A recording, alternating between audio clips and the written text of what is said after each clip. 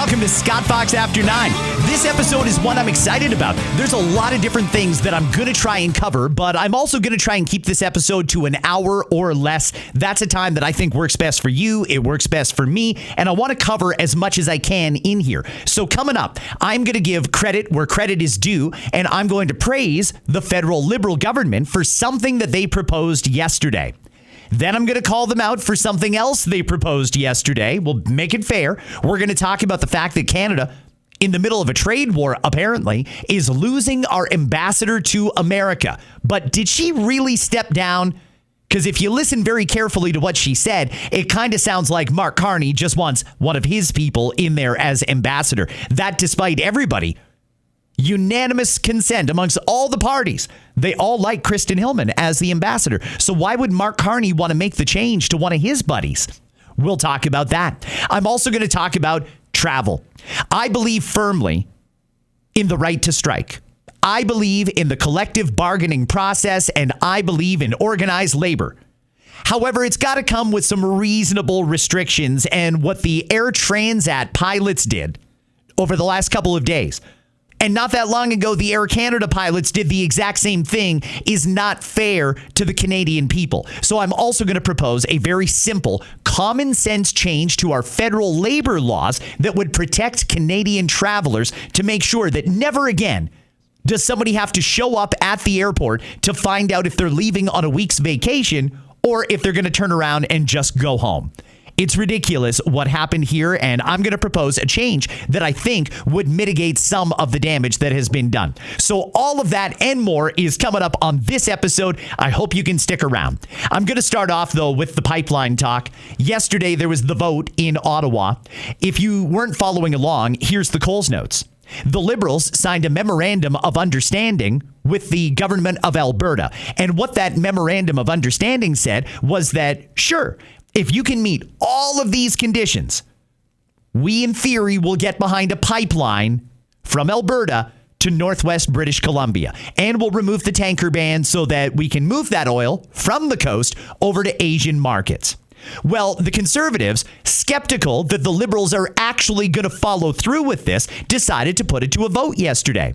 It was a non-binding motion, basically, to call upon all the parties to agree that we're going to build a pipeline. Now, I don't know that Pierre Poilievre managed this perfectly. I think it was certainly a brilliant strategy because one of the things I think all Canadians would like is to find out who stands for what. And right now, that is anything but clear. Who stands for what? We know that Conservatives are squarely behind building a pipeline. They want it done yesterday. Build the pipeline. But the Liberal Party's a little bit different, and we've already had one cabinet minister resign over this MOU. And it stands to reason, based on everything we know about some of these other Liberal members of Parliament, that they're not going to support this MOU that Prime Minister Carney signed with Alberta. So it makes perfect sense that we find out where everybody stands on this issue. But the Liberals, deathly afraid of being painted into a corner. They do not want anyone to know that their party does not agree with the Prime Minister on building a pipeline. So they tried everything they could to try and make it seem like everything is cohesive in Liberal land, when in reality, it's simply not. Pierre Poilievre could have put the entire MOU in front of the House of Commons and asked the House of Commons to endorse it. The Liberals say if he'd done that, we would have. No, they wouldn't have. No, they wouldn't have. It wouldn't even be close to unanimous in the Liberal caucus. What Pierre did put forward was the original motion, which was copied and pasted from the MOU. Nothing in the motion yesterday was not in the MOU. Now, the Liberals will make the point, we support the agreement in its entirety, not just part of the agreement. Well, if you support it in its entirety, then you support everything in it. And that was what the Conservatives tried to get the Liberals to agree to yesterday, and they voted against it. Now, there's no surprise here. The Bloc Québécois also voted against it because they don't want to see Alberta prosper and thrive and sell our oil around the world. Quebec just doesn't want it. They want transfer payments from Alberta, but they do not want a pipeline built. The NDP is kind of a weird one, very much environmentalists, but I thought getting a little more practical under their interim leader, Don Davies. They too voted against it yesterday. So the motion has failed. Where are we now? Well, we're no closer to figuring out if we're going to build a pipeline. The whole point of the motion yesterday was to decide, are we going to build this pipeline? The MOU is signed. Is the government, all of the members of it, going to support it? Because if they're not, when this inevitably comes to a vote in Parliament, it's going to lose. We need to know where people stand because part of the condition for building a pipeline is there needs to be a private sector proponent. Someone in the private sector who wants to invest their own money into this project because they see it as a potential business or money-making opportunity for themselves. Who's going to get behind it if they know Parliament's not going to approve it anyway? Who's going to spend all the money on environmental studies and consulting with First Nations groups and so on and so forth if they know the government isn't going to support it? Yesterday's motion made perfect sense. But the Liberals are trying to turn it into something else here. I'm going to play some audio for you. I'm going to start off with Minister Hodgson. He is the Minister of Natural Resources. And then I'll get to the Environment Minister, Julie DeBruzen. Do they really support this pipeline or not? Well, here's a little bit of the Minister of Natural Resources. Hello. Canadians understand we're in a trade war. It's a trade war we did not ask for, but it's a trade war Canadians expect us to win. To do that, we need cards in our hands. We can never be in a situation where another country tells us we don't have cards.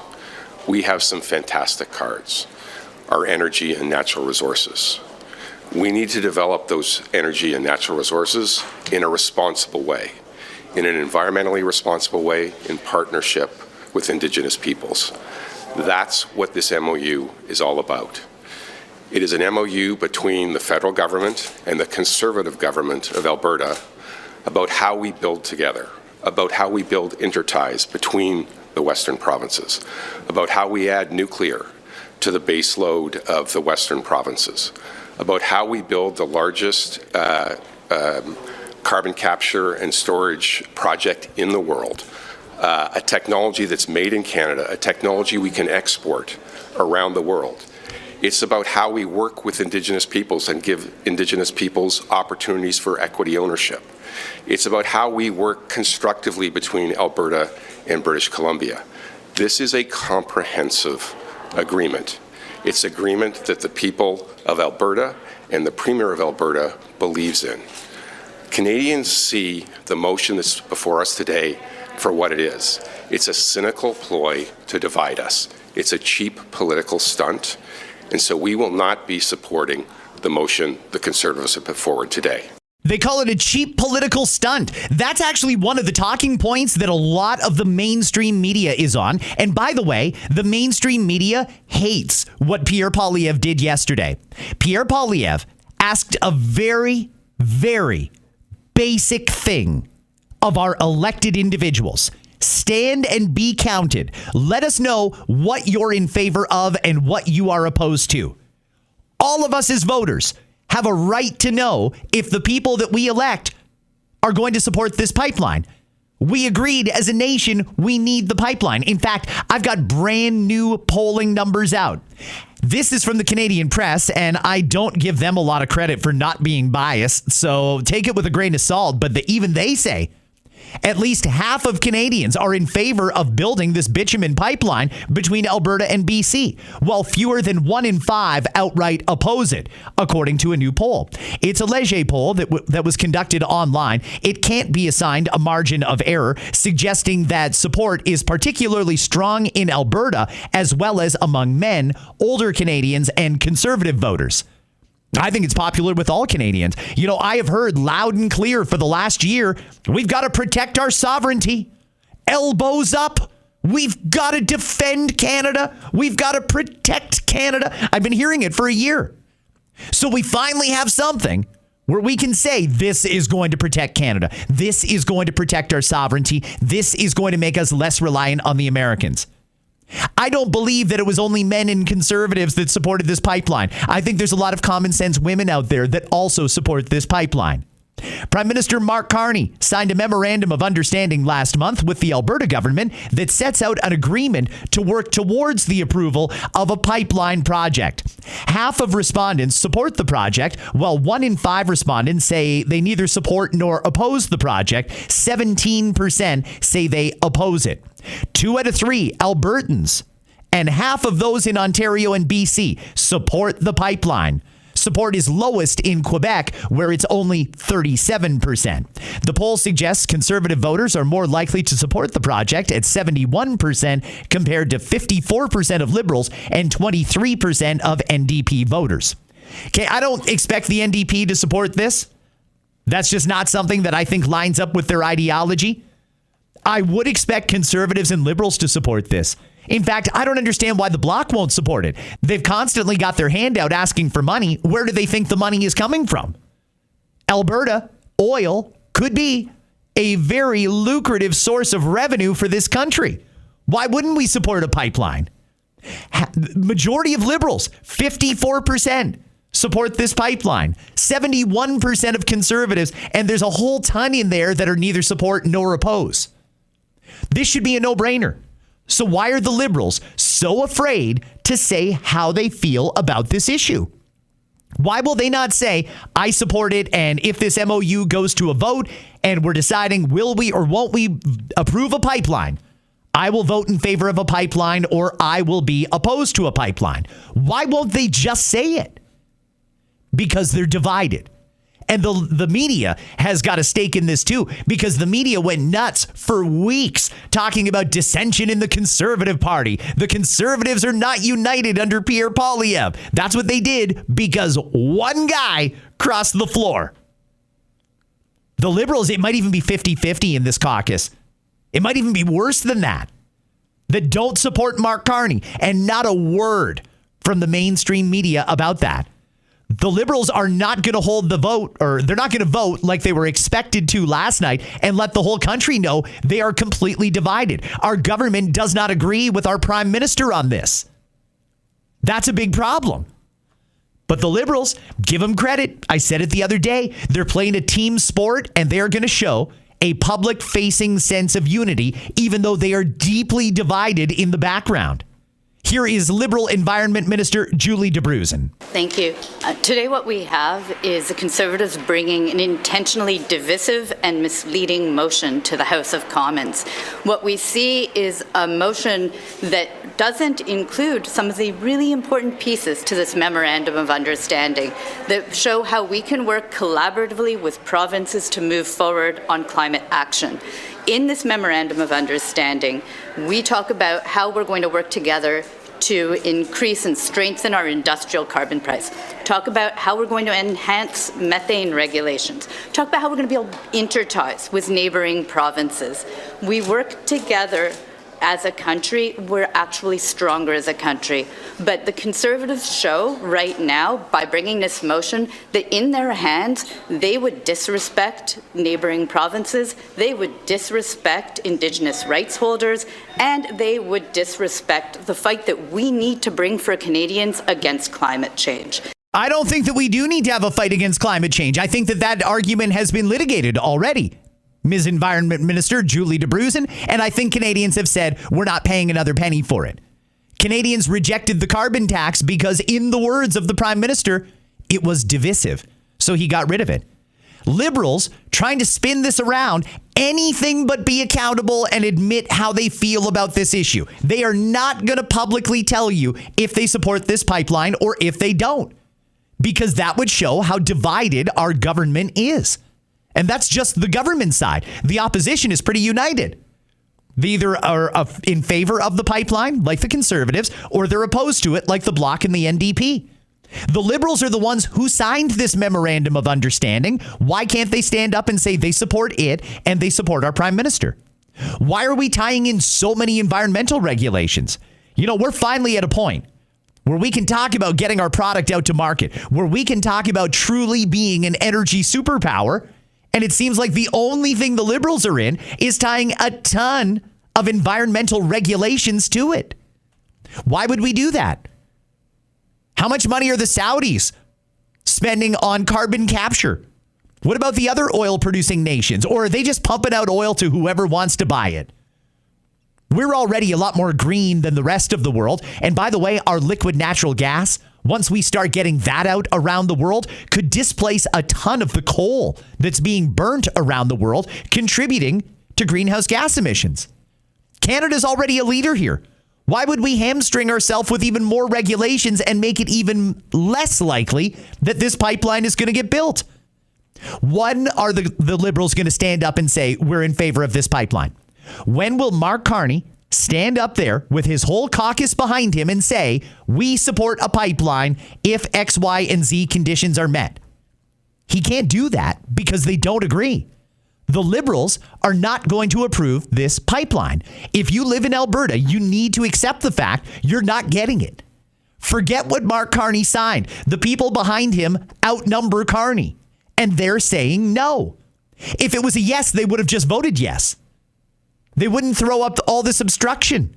Oh, it's not the entire agreement. We support the entire agreement. If you support the entire agreement, then you support everything that was in the motion because it came right from the Memorandum of Understanding. This is not a hard concept. But the media is trying like crazy to spin this. Liberals trying like crazy to make this a conservative issue when it is obviously a liberal issue.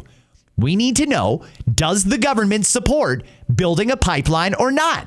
It's a basic question. Do you support it or no? Every single one of them should be made to answer that question on the floor of the House of Commons or in front of a camera.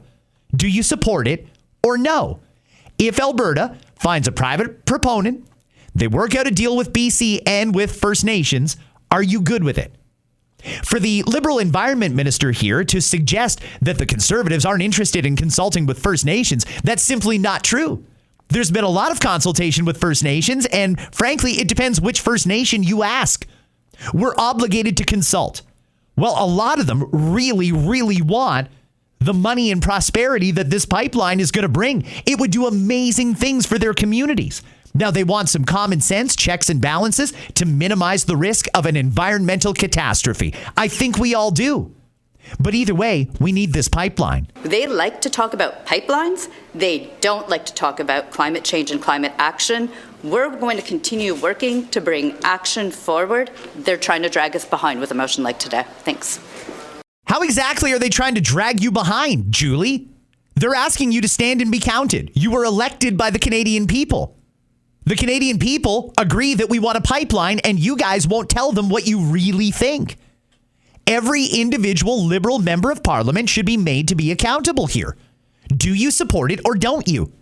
No matter what riding you live in Canada, if you live in a riding where you have a Liberal member of Parliament, you have every right to know how your member of Parliament feels about this. We've all agreed. The polls confirm it. Canadians want to be our own best customer. We want to start shipping out our product and be less reliant on the Americans. Will the Liberals stand in the way of that because of their environmental ideology, or will they allow this pipeline to be built?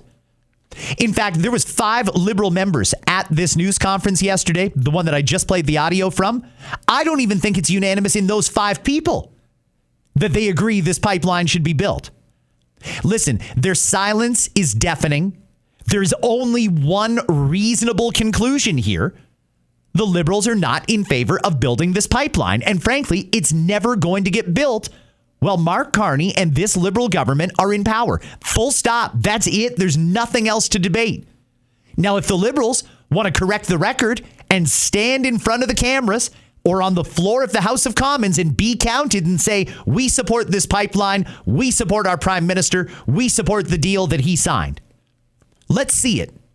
I dare you. You couldn't even get half the Liberal caucus to do that. Not even half of them.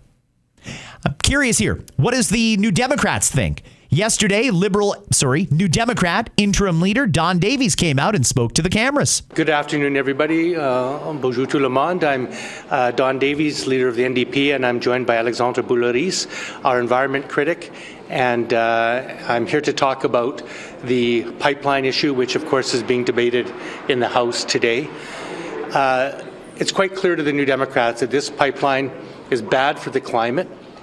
It's bad for federal-provincial relations, it's bad for Indigenous reconciliation, and it's bad for the British Columbia coast and coastal communities. You know, even the former Liberal Environment Minister has been extremely clear that this pipeline will render Canada's climate goals impossible to reach. There is no business case for a bitumen pipeline at this time, as we all know that the Trans Mountain pipeline is below capacity and still can be expanded by 30%, which has not been done yet. We know that the BC coastal community has over $1.2 billion of local economic activity currently, which is being put at risk by this pipeline. There's a very, very robust fishing industry and ecotourism, and those industries are put at risk. We know that the waters off the coast of northwestern British Columbia are among the most treacherous, not only in Canada, but in the world. They are highly difficult to navigate, and the spill response capacity is virtually non-existent.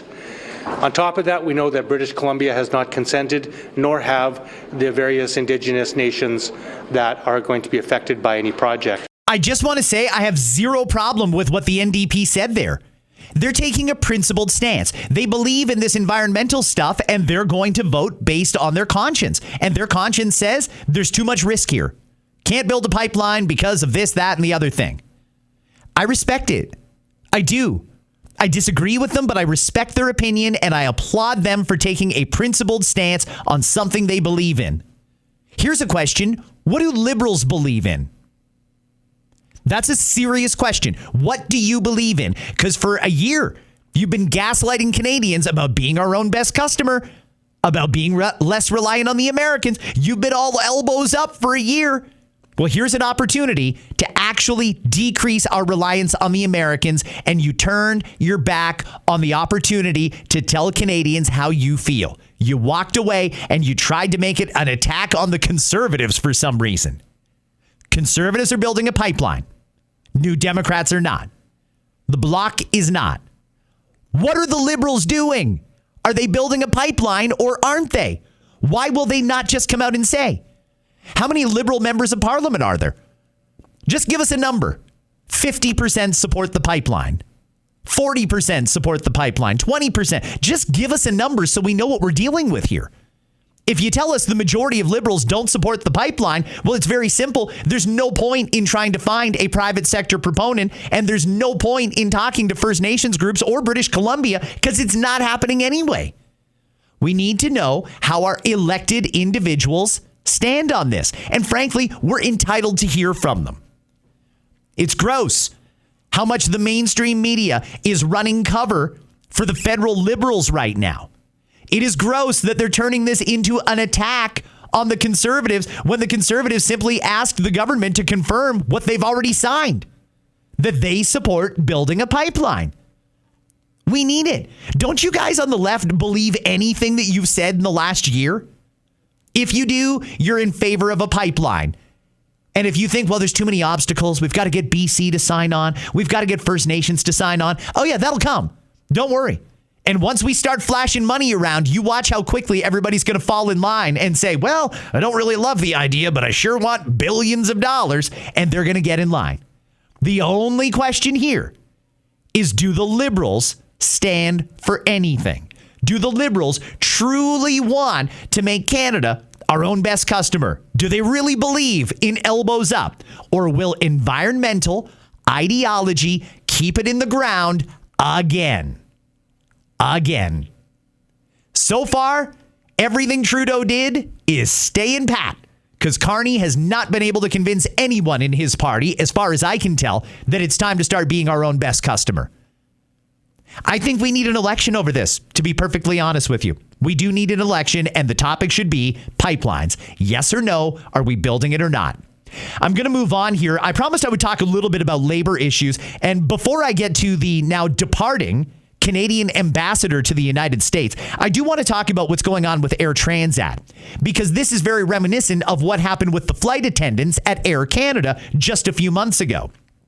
Air Transat has reached a tentative deal with its pilots union, narrowly avoiding the threatened job action on the cusp of the holiday travel period. Transat AT Incorporated, which owns the leisure airline, found common ground with the Airline Pilots Association just 8 hours before the union strike deadline. The travel company immediately began ramping up the Sun flights after canceling at least 18 trips scheduled for Tuesday and Wednesday as a precaution, affecting thousands of travelers. Neither the company nor the union representing some 750 Air Transat pilots released details of the tentative agreement, which the membership will vote on in the coming days.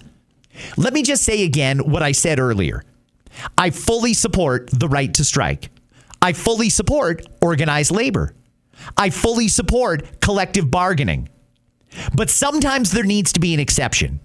You see, there are certain industries that are designated essential, meaning they can't go on strike. If you work in an essential industry, the government has said you cannot go on strike because we need you, so you do not have the right to strike.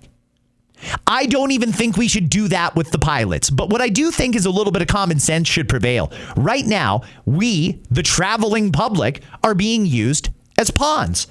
We're bargaining chips. Transat didn't need to have a strike 2 weeks before Christmas Eve. They didn't need to do that. The pilots didn't need to do that. Air Canada dealt with it in the summer. I agreed with the flight attendants in that case. And in this case, I suspect the Air Transat pilots are now not getting paid as well as Air Canada and WestJet pilots.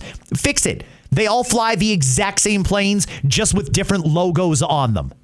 Fix it and make sure that pilots and flight crew are appropriately compensated. But with that, the pilots need to accept a little bit of responsibility here too. In fact, anyone who works in the travel industry needs to accept a little bit of responsibility. Should you have a right to strike? Yeah, absolutely. If you feel it's that bad and collective bargaining isn't working, you should have a right to withdraw your services. But not like a typical strike. This isn't a factory that's saying, hey, give us what we want or we're going to walk at midnight. When it comes to this, there needs to be a lot more notice. I don't want to weaken anybody's bargaining position, but if Air Transat pilots want to go on strike on Saturday, they probably should have given us formal notice that they were walking last Saturday. People need a little bit of time to make alternate arrangements. A week minimum. Ideally, it would be more. If Air Transat pilots flew people down to Punta Cana, they can't just strike and leave them there. The plane is ready. It's gassed up and ready to go, but we need somebody to fly it.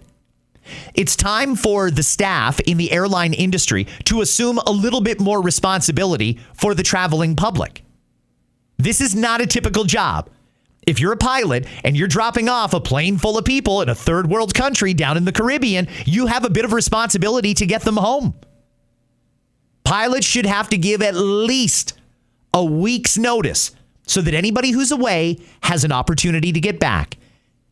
It should also be to prevent people going to the airport not even sure if their flight is leaving in an hour. I've watched nonstop coverage on certain news channels over the last 48 hours of people that left their home. They drove 3-4 hours to get to the big airport where Air Transat flies out of in Toronto. And they didn't even know if they were leaving when they got there. It could have just as easily been, yeah, your flight's canceled, go home and drive 3 and 4 hours back to their place, not having gone anywhere. That's not right. Using the public as a bargaining chip shouldn't be allowed. Pilots, flight attendants, grounds crew, all of y'all. Again, I don't want to weaken your bargaining position, but we've all got to accept some responsibility for the fact that Canadians didn't do anything wrong. In good faith, we bought a ticket to go on your flight on X day to X destination.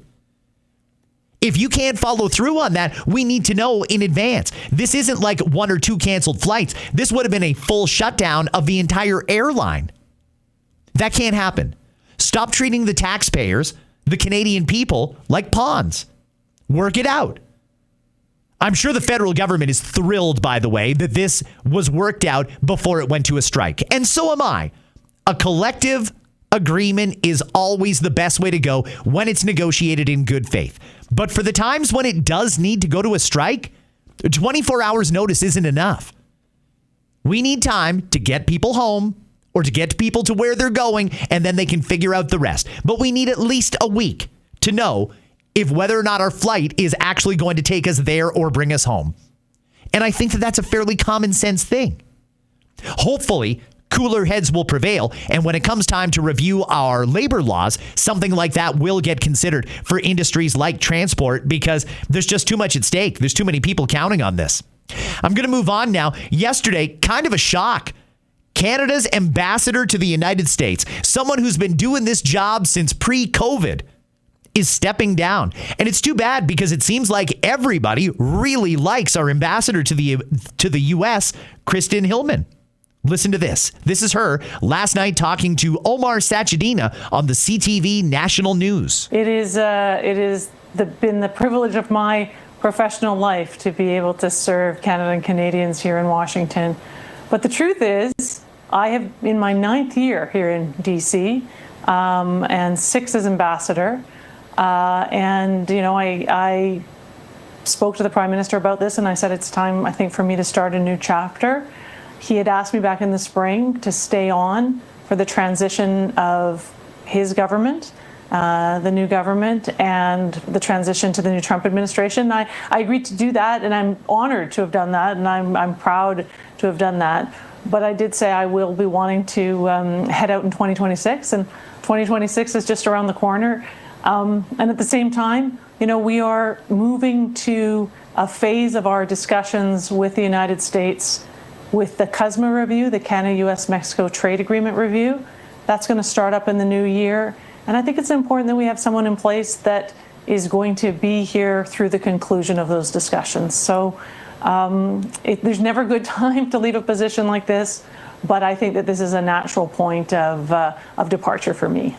Okay, good words there from the ambassador. It is a terrible time to be leaving. I mean, she has spearheaded all of the talks that have been happening with the Americans and the Trump administration. And nearest I can tell, the Americans seem to quite like Ambassador Hillman. They have mixed feelings about other Canadian representatives, but it seems like everybody likes the ambassador. What I'm not clear on, though, is she said she told the Prime Minister she would probably move on. The Prime Minister had asked her to stay on. I'm just curious about what happened first. When Mark Carney took over as Prime Minister, he certainly has the right to reappoint diplomatic positions, including the ambassador to the UK, France, America, you name it. In fact, I'm told he's going to be appointing new ambassadors to the UK and France very soon. When it comes to the Americans, though, we got a lot of different irons in the fire here, and we've got a very well-liked and well-respected ambassador. Did Carney tell her, stay on for now, but I will be putting in my own person? Or did she say, I want to quit, and he said, well, stay on until I find the right person? I think there's a difference there, because if this is really just a matter of Carney wants his guy in there, and yes, it will be a man that's replacing her, I don't know why. Ambassador Hillman has done a great job for Canada. Regardless of what the reason is, she did go on to explain that she spent less time with her parents in their golden years than she would like, and she's going to do a little bit of traveling with her husband, and all that is great. I just want to know that this was definitely her decision. Either way, it's a loss for Canada, and hopefully whoever comes in is going to be able to make some progress in getting a deal done with the Americans. Now, I said at the beginning of this episode, I've got some praise for the federal Liberal government. And I do. I will give praise where praise is due. And yesterday, the Minister of Defense, David McGuinty, made an announcement about something that we're going to be doing in the Arctic. I think this is very good. Listen to the Defense Minister. We are equipping the Canadian Armed Forces with a capability that is foundational to modern defense. It's secure, it's resilient, it's Arctic ready, satellite communications. The Enhanced Satellite Communications Project Polar gives the CAF the ability to operate effectively across the North, in all seasons, across all domains, in the most challenging conditions on the face of the Earth.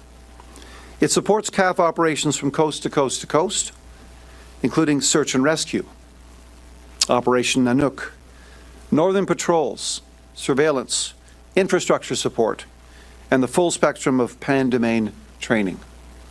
It ensures that our people, including the Rangers, air crews, sailors, soldiers, special operators, can communicate clearly, safely, and reliably. Cette capacité renforce. I'll leave him there while he goes into French, but basically what we're doing is we're launching a satellite surveillance system over the Arctic. Good. It's actually kind of amazing we don't already have that. Now, the devil's going to be in the details here. I'd like to know who's the vendor and how much are we paying them for this? Who are we paying to launch that satellite? Are we avoiding SpaceX? Are we going with NASA? Are we going to the European Space Agency? Or are we going to invest in the Canadian Space Agency, who's really trying hard to get a launch facility built in Newfoundland and Labrador? As long as the money gets spent responsibly, I'm totally okay with this. This adds to our national defense. It adds to NORAD's defensive capabilities. We should have satellite communication in the Arctic. I am glad that the Liberals are spending money to do this. Now, again, I've still got some questions about how much and where the money's going, but the concept is good. Good. We need that. Let's assert our sovereignty over the North. Very good announcement from the Liberals. And part of the reason I wanted to mention that is because I want you to know I'm not anti-government. I'm anti-bad idea. I'm pro-common sense. And that seems like common sense. If we're going to have to go it alone more than we used to, if we're going to be responsible for defending the Arctic, it makes perfect sense that we would have satellite capability to do that. So I'm glad to see that's getting done. And yes, this is me saying job well done to the federal government. This next one, though, I'm not so sure about, guys. I'm really not sure.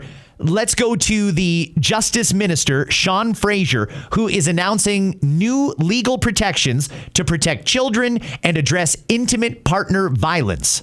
Listen to this. The first piece of the legislation that I'd like to draw into focus really touches on violence that we see that often plays out in an intimate partner violence context. You've heard multiple speakers share the statistic about a woman being killed in this country every other day. This is a statistic that should shock the conscience of every Canadian, not just because of the number of people who are impacted, but because we understand through our own experiences that these are real people in real communities. For some of us, that's the classmates that we grew up with, who we used to visit, who grew up down the street. For others, it is our co-workers who we no longer see at the office. And for others, it is the immediate family members whose life has been ended too soon. We are moving forward with changes that will recognize the severe impact that femicide has on families, on communities, on people in this country. We specifically will be creating a constructive first-degree murder charge where certain factors are present when a murder takes place, including a murder that is motivated by hate, including murder that takes place during the commission of a sexual offense, and including murder that follows a pattern of coercive and controlling behavior. I want to pause on this last point, because as you've heard, we've also made the decision to move forward with a standalone offence of coercive control. And in addition to the many advocates that you see here in our caucus, with community organisations and across the country, we owe a debt of gratitude to our former colleague in Parliament, Laurel Collins, who did incredible work in the last Parliament to advance this matter. And Laurel, if you're watching today, I want to say thank you and recognize your work in getting us to this piece of legislation. What's important when it comes to coercive control? We have an opportunity to have the justice system intervene, not just after someone has been killed, but we have an opportunity to have the justice system intervene before a relationship becomes violent and before violence becomes fatal. It is not enough to simply punish bad actors on the back end of a tragedy, but to do everything we can to prevent violence from taking place in the first instance. In addition to these changes that tackle matters of gender-based and intimate partner violence, there are new sexual offences that have been established, including making good on the campaign commitment to criminalise the non-consensual distribution of intimate images, including specifically those that are created through the use of artificial intelligence. Il est essentiel. I'll stop the Justice Minister there while he goes into French. This is interesting because he says he's tackling the issue of intimate partner violence, and frankly, that's already illegal. So I'm not quite sure how much further we needed to go. Making it a capital offense, a first-degree murder charge. Okay, yeah, I mean, arguably it should have been that way in the first place. I don't know why it wasn't, unless Crown attorneys are not taking advantage of an opportunity to use that. If you kill someone and it's first degree murder. So I'm really not sure what the change here is or why this is needed right now. I'm not going to question his statistics, although some of them I might want to look into a little bit further here. The coercive control thing is an interesting one. I'm not sure how that's going to be applied or who would ask for police intervention in that case. If somebody has got coercive control over somebody, how do the police get involved and what is going to be the punishment for that person? They say they're trying to stop violence from happening. In some cases, that could actually lead to more violence, and I hope that they've thought that through. Now, the distribution of intimate images, threatening to do that, yes, absolutely. That should be the law, but again, that's already the law. Nearest I can tell, they've just added deep fakes to it. And yeah, they should be there. It's just, I don't know that this is some sweeping change here to address a problem because it seems like all of the issues they're addressing are already illegal. So maybe the system just isn't going far enough to protect people, to keep bad people in jail. And for when a situation of intimate partner violence happens, maybe we need to reevaluate that process to make sure that we're doing the absolute best we can for the victims. And by the way, I don't mean just women. There are men that are victims of intimate partner violence as well. And that's just a reality. The government doesn't like to talk about that, but that's true. You know, I'm wondering here, in listening to the Justice Minister, could we have gone even further? Because I'm listening to him talk about a whole bunch of things that are already illegal. He's making some small tweaks, which I guess are okay. I need to think it through, maybe talk to some experts in that field, I guess. One of the things, though, that I think is very much missing here is why don't they just put right into the law that biological men cannot access change rooms or bathrooms with biological women? That might go a long way to preventing some of the harassment that women are dealing with. That might go a long way to solving some of our problems. This seems like a perfect place to put that kind of legislation. If the whole point of this is to protect children and protect women and address intimate partner violence, okay, well, we can check at least two of those three boxes by putting that into law. No, if you're a biological male, you can't change in the change rooms with biological females. And no, you can't use their bathrooms either. Wouldn't that help? Wouldn't that be a good common sense next step to add on to this? It's just me spitballing a little bit. It just seems like an obvious omission and something that I think could have an immediate impact on what we're talking about here. So I want to move on. Yesterday, President Trump did a number of media appearances, and there's a couple of things that came out of it that were kind of noteworthy. Once again, he is using a certain term that he likes to use to describe certain third world countries. And it's not a word I'm going to repeat because I try and keep my verbiage on this podcast as clean as possible so that you can listen no matter who is in the car. But I'm going to warn you, this clip has some profanity in it. Here is last night, the president speaking at a rally. I've also announced a permanent pause on third world migration, including from hellholes like Afghanistan, Haiti, Somalia, and many other countries.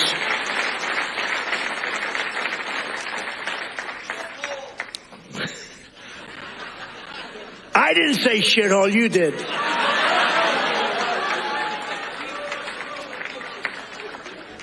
Remember I said that to the senators, they came in, the Democrats. They wanted to be bipartisan. So they came in and they said, this is totally off the record. Nothing mentioned here. We want to be honest because our country was going to hell. And we had a meeting. And they say, why is it we only take people from shithole countries, right? Why can't we have some people from Norway, Sweden, just a few? Let us have a few. From Denmark, do you mind sending us a few people? Send us some nice people, do you mind? But we always take people from Somalia, places that are a disaster, right? Filthy, dirty, disgusting, ridden with crime. The only thing they're good at is going after ships. Okay, very strong words from the president there about immigration. And I don't need to offer any context because you'll take whatever you want to take from what the president just said. Either way, he would like more white immigration. If we're reading between the lines, that's basically what he was saying. He also sat down for an interview yesterday with Politico. The topic of Ukraine came up. Listen to this. If Zelensky rejects this deal, is there a timeline? Is there a point at which you say, okay? Well, he's going to have to get on the ball and start accepting things. You know, when you're losing, because you're losing. Do you think Ukraine has lost this war? Well, they've lost territory long before I got here. They lost a whole strip of seafront, big seafront. I mean, you look at the maps. I've been here for 10 months, but you go back 10 months and take a look. They lost that whole strip. It's now a bigger strip. It's a wider strip, but they lost a lot of land, and it's very good land, too, that they lost. You certainly wouldn't say it's a victory. I could show you a chart. It's a lot of land they lost. Okay, the president making it known once again that he is a huge fan of waterfront property. Let's go a little further in depth, though. The president talking about Volodymyr Zelensky, the president of Ukraine. He's a great salesman. I call him P.T. Barnum. You know who P.T. Barnum was, right? I do. One of the greatest on earth. He could sell any product at any time. That was his expression. I can sell any product at any time. It was true. He said, doesn't matter whether it works or not. But he's P.T. Barnum, you know. He got crooked Joe Biden to give him $350 billion. And look what it got. It got him about 25% of his country is missing. I'm not sure that that's necessarily the way we should look at it. Lost territory for money spent. I mean, there was a cause there that many countries around the world believed in that we have to help Ukraine defend themselves, but we don't actually want to get into a war with Russia, so we'll just give them our weapons and let the Ukrainians fight it out with the Russians. It didn't work out well for the Ukrainians, and now they're talking about which territory is going to remain with Russia and which Ukraine is going to keep. And that is going to be a controversial issue. That's going to be a tough thing as they're trying to negotiate peace between Russia and Ukraine. That's part of the reason that this is so complicated.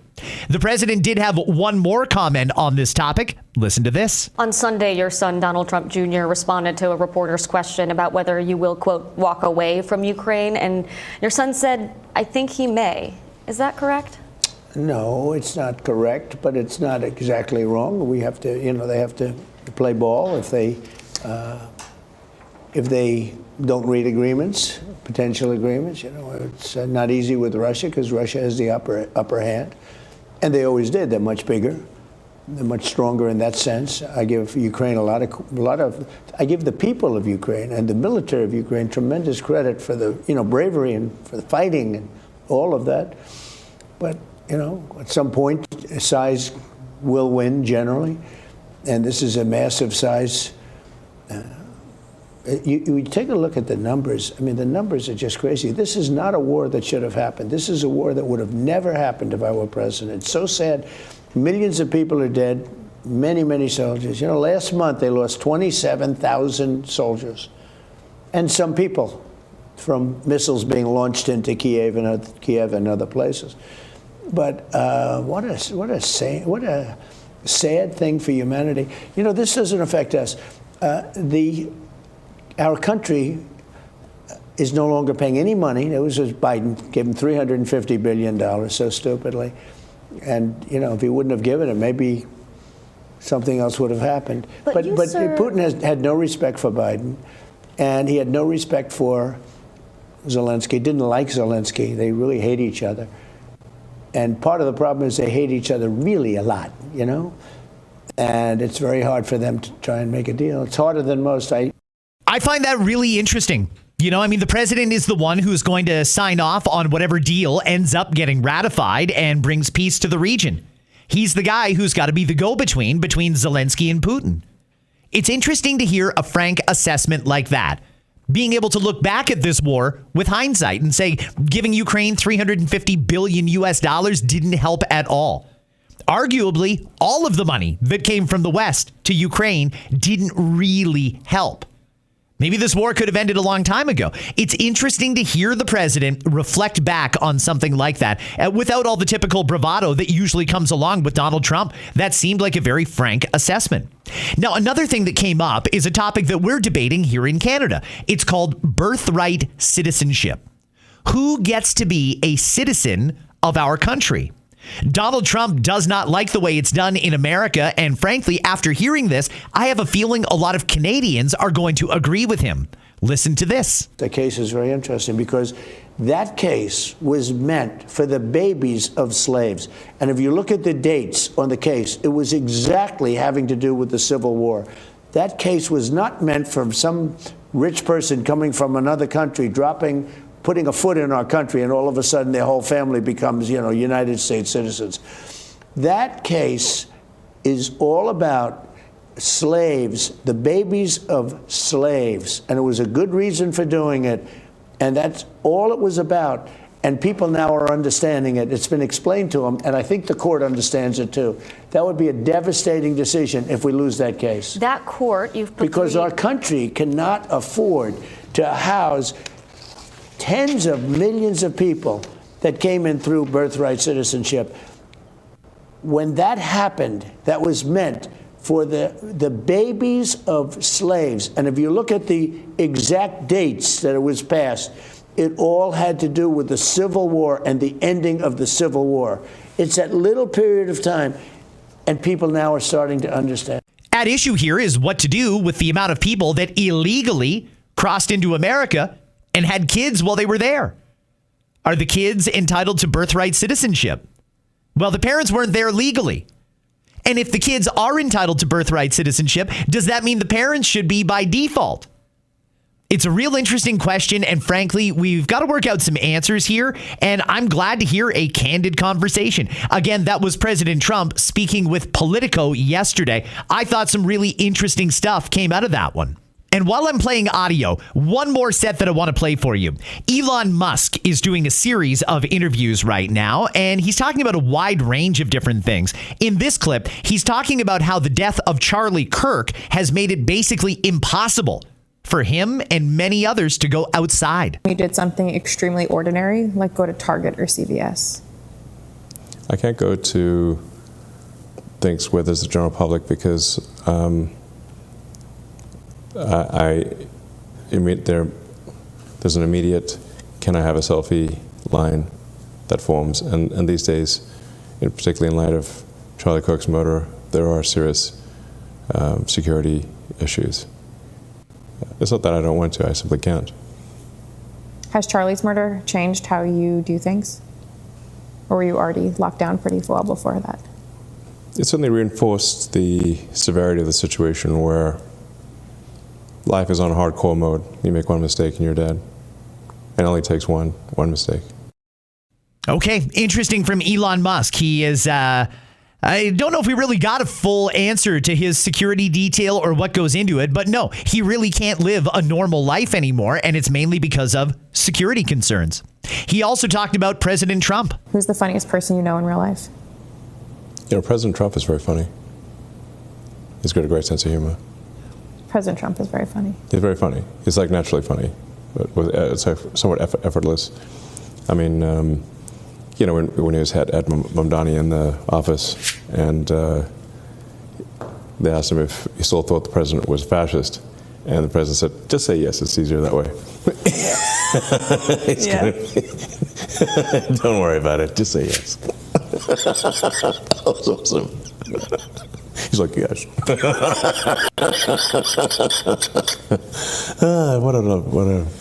How silly. Elon's got kind of a weird laugh, doesn't he? That's a strange one. One more from Elon Musk, because one of the things that I look to Elon Musk for is a little guidance in where things are going, particularly where people are going. Are we going to be living amongst the stars at some point soon? Is space in our future? He says yes. It's life becoming multiplanetary. It's on the top 10. It needs to be sustainably multiplanetary, so not just visiting, but actually multiplanetary in the sense that if you have planetary redundancy. So if one of the planets, if there were to be a catastrophe on one of the planets, the other planet would survive. Are all of your companies... Starship is capable of doing that for the first time in history, and no AI was used to create it. So the AI will appreciate that. Interesting stuff. Starship's already ready to do that. But how many people can fit in Starship, and when can we get moving with this? That's a question that I would like answered, but I don't think we're going to get an answer to that anytime quickly. Last thing before I go. It was today actually. This morning, the Bank of Canada announced they are not going to lower interest rates. They've looked around and they've determined the economy must be doing great, and they saw those StatsCan jobs numbers and they said, well, the economy's doing great. Canadians don't need any relief from high interest rates, so we're going to leave them where they are. And they basically said, screw you, Canada. We'll see you in January. Let's get some immediate reaction to that. This is Ron, the mortgage guy, Ron Butler, talking about the Bank of Canada's decision to not lower interest rates. The Bank of Canada Governor Tiff Macklem said that he would pause after the last cut. Pause means pause. Pause doesn't mean for that day. Pause means now, December. It means January, end of January 29th. It means March. There's no meeting in February.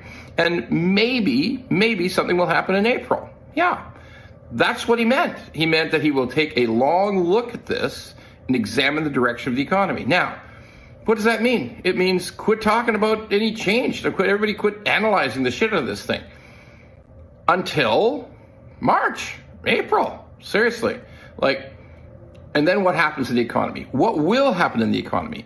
I still believe, the economy will deteriorate, unemployment will increase, GDP will probably shrink unless they pull a bunch of bullshit numbers in, and inflation won't be much. That's what I believe.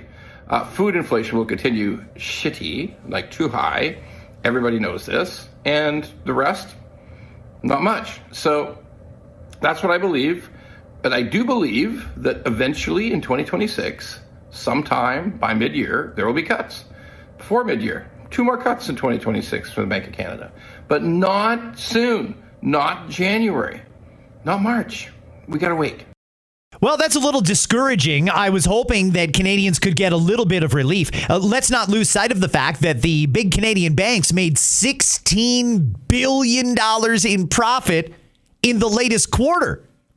So all this extra money that Canadians are paying out to the banks just to make sure that, God forbid, we spend it in the economy, that is what the Bank of Canada does not want, because they say that will just lead to more inflation if people spend their money. So we've got to take it away from them. That is the entire philosophy of Tiff Macklem, that son of a bitch, and the Bank of Canada. Take all the money out of the pockets of the middle class.